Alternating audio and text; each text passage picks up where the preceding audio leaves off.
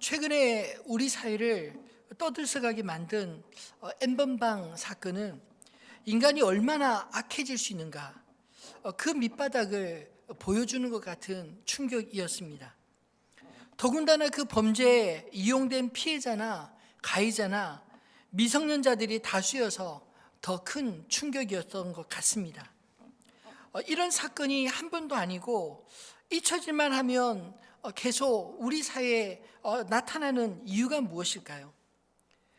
피해자가 당하는 고통에 비해서 가해자들의 처벌이 솜방망이에 불과하기 때문은 아닌가 싶습니다.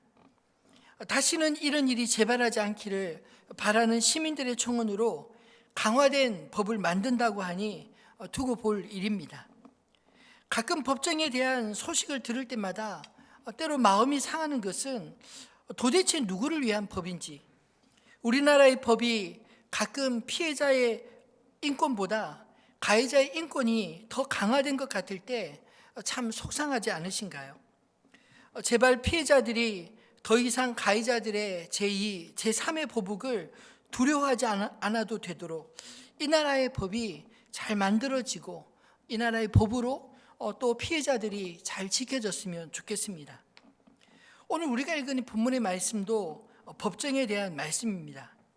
근데 방금 이야기했던 것처럼 우리 시대와 달리 오늘 본문의 이 사건은 세상에 이런 법정도 있나 싶을 정도로 예수님이 불의한 법정에 서신 이야기를 소개하고 있습니다.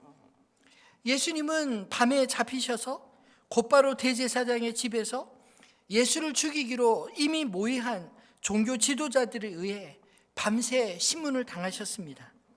그리고 이른 새벽에 빌라도 법정까지 잠도 재우지 않고 불과 반나절도 되지 않아서 로마의 가장 잔혹한 십자가형을 받은 사형수가 된 것입니다. 예수님을 위한 변호사가 없었습니다. 변변한 증인의 증언도 없었습니다. 심지어 그 누구도 이 재판의 부당함에 대해 입 하나 뻥긋하는 사람이 없었습니다. 피고 예수의 죄명은 유대인의 왕이었습니다. 본문의 유대인의 왕이라는 말이 빌라도의 입을 통해 3번이나 나오는데 12절에 너희가 유대인의 왕이라 하는 일을 이렇게 표현한 것을 보면 예수를 고소한 종교 지도자들에 의해서 붙여진 죄명이었습니다. 당시 정령국의 입장에서 반역죄가 가장 큰 죄가 아니겠습니까? 근데 이 로마 입장에서 그들이 세운 헤롯 왕이 아닌 유대인의 왕은 반역의 우두머리로 볼 수 있기 때문에 법정 가장 최고의 형이 내려질 수 있었기 때문입니다. 물론 빌라도나 유대인들이 붙인 유대인의 왕과 또 예수님이 내 말이 옳도다 인정하신 이 유대인의 왕의 의미는 분명 차이가 있지만 오늘 마가복음은 예수님이 유대인의 왕으로 십자가를 지셨음을 분명하게 말하고 있습니다. 예수님은 이 땅에 왕으로 오셨습니다. 그런데 왕이신 예수님을 이 땅의 사람들은 어떻게 대했나요? 사람들이 진정한 왕으로 오신 예수를 알아보지 못했을 때 어떤 결과가 있었는지 성경은 오늘 우리에게 세 종류의 사람들을 통해 친히 말씀해 주고 있다고 믿습니다. 첫 번째로 왕 대신 그리스도를 적극적으로 거절한 사람들이 되는 것입니다.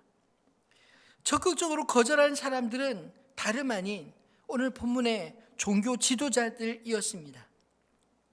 하나님 나라의 백성들이라면 성경에서 예언하신 그리스도를 가장 먼저 알아보고 환영해야 할 사람들이 바로 하나님을 섬기는 대제사장들과 서기관들, 그리고 성경대로 살고자 했던 바리새인들 아닐까요? 그런데 그들은 예수님의 공생의 처음부터 끝까지 시종일관 예수를 적대시해 왔습니다. 그들이 예수를 하나님 나라의 왕으로 모시길 거절하고 반역한 이유는 왕이 오시기 전에 그들 스스로가 왕노릇 하던 것을 뺏기고 싶지 않았기 때문 아니었을까요? 예수님은 그런 종교 지도자들의 욕망을 이미 아셨고 성전에서 그들이 들을 수 있도록 포도원 농부의 비유를 통해 그들의 그릇된 욕망을 지적하신 바 있었습니다.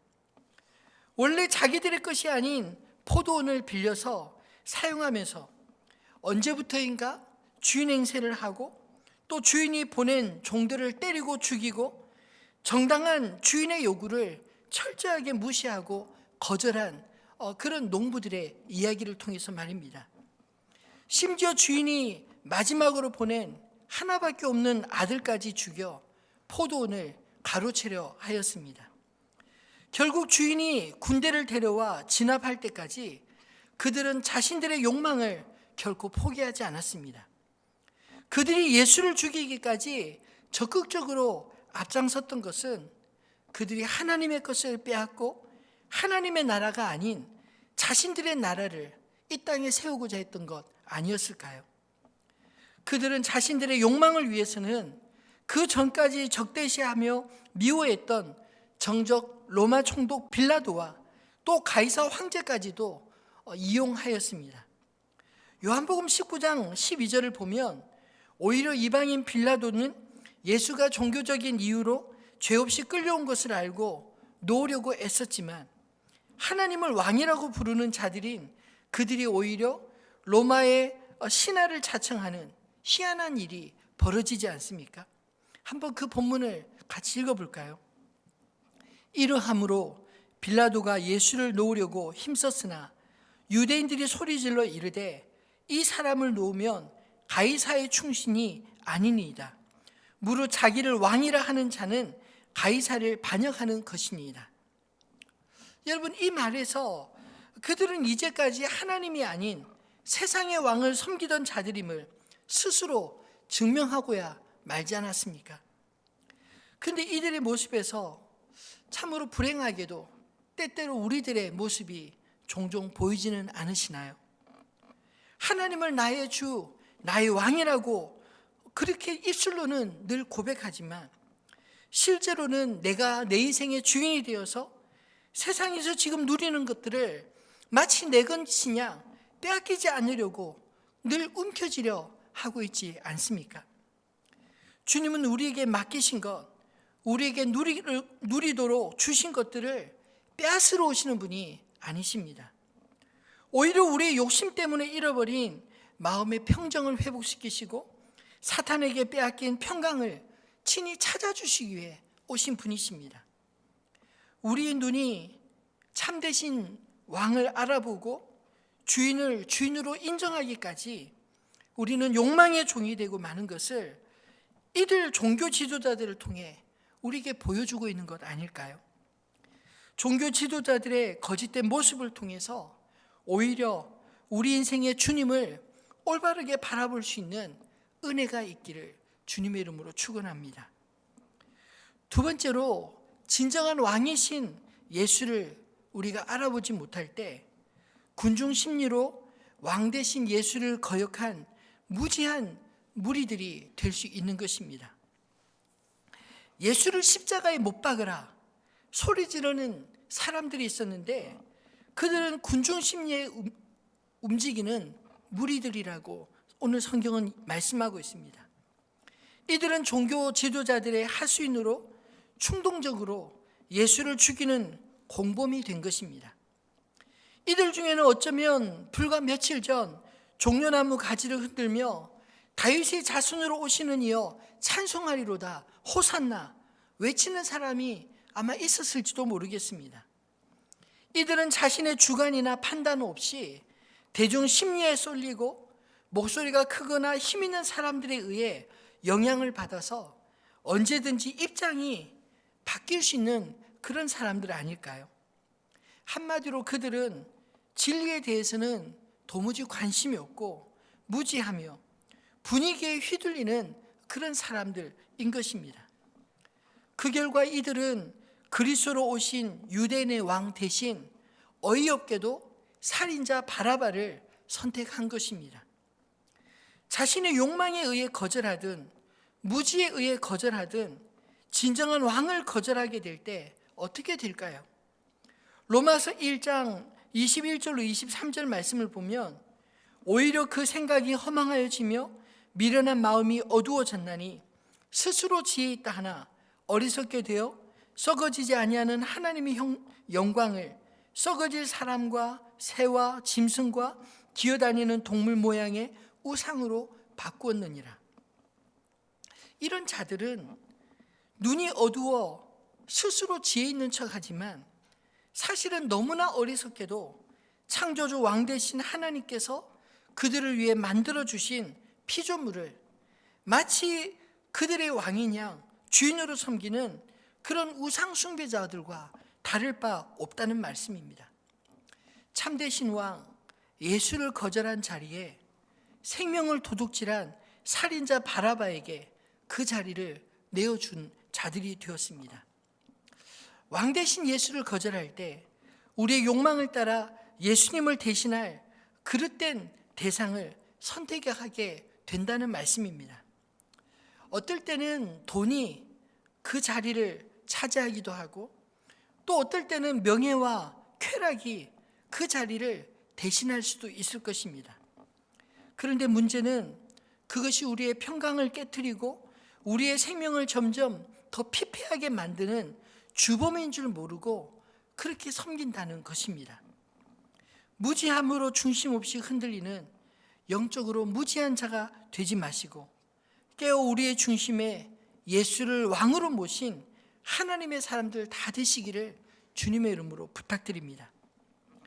세 번째로 우리가 진정한 왕을 알아보지 못할 때 비록 소극적이라 할지라도 잘못된 선택으로 진정한 왕을 거절한 빌라도와 같은 그런 사람이 되지 않을까요? 당시 재판장을 맡았던 로마 총독 빌라도는 예수가 죄 없이 종교인들의 시기 때문에 잡혀온 것을 알았지만 그는 진실보다 군중의 요구대로 예수를 십자가에 내어준 비겁한 행동을 하게 되었습니다. 자신의 지혜와 힘으로 그는 얼마든지 잘못된 것을 바로잡을 수 있지 않았을까요? 그런데 그에게는 그만한 용기가 없었습니다. 오늘 본문을 자세히 보면 이 빌라도의 고뇌가 여러분 느껴지지 않나요? 오늘 본문 속에 빌라도의 이름이 8번이나 언급되고 있습니다. 그는 짧은 시간 자신의 법정에서 예수를 만났지만 다른 사람들에게서 찾아볼 수 없는 그런 권위를 그에게서 느꼈습니다.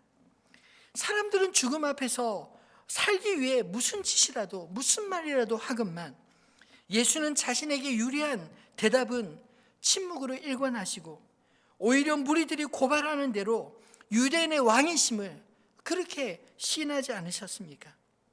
그 상황에 대하여 성경을 보면 빌라도가 놀랍게 여겼다 이렇게 말하고 있습니다. 그는 명절에 죄수 한 사람을 놓아주는 전례대로 예수를 놓아주고자 하였지만 모여든 군중들은 예수를 십자가에 못 박으라 그렇게 소리 지릅니다. 그는 자신의 양심의 소리보다 군중들의 더 큰 소리에 만족시키고자 예수는 십자가에 내어주고 바라바는 놓아주는 자가 되었습니다. 뻔히 예수에게 죽을 만한 죄가 없는 줄 알았지만 그 역시 불의의 편에 선자가 되고 만 것입니다.